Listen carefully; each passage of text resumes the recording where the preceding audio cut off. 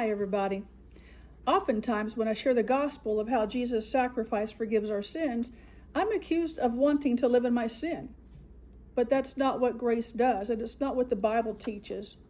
Many people hear grace and immediately assume it means permission.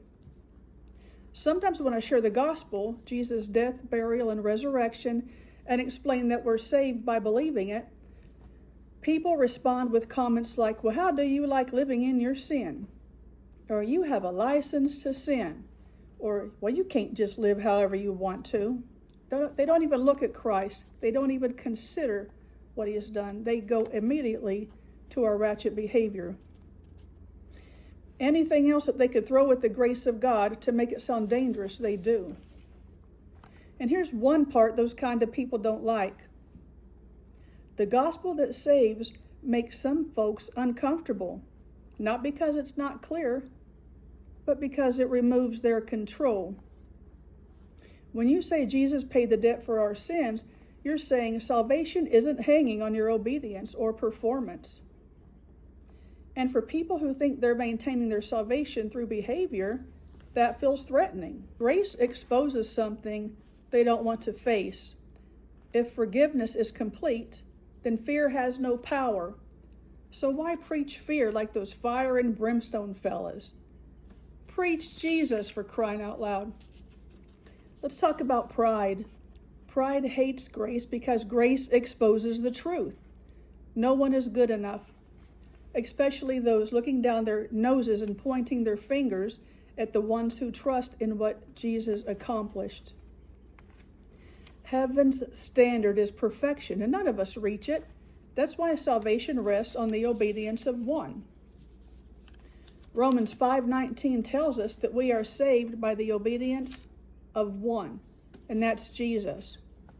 Our obedience will never be good enough, no matter how hard we try.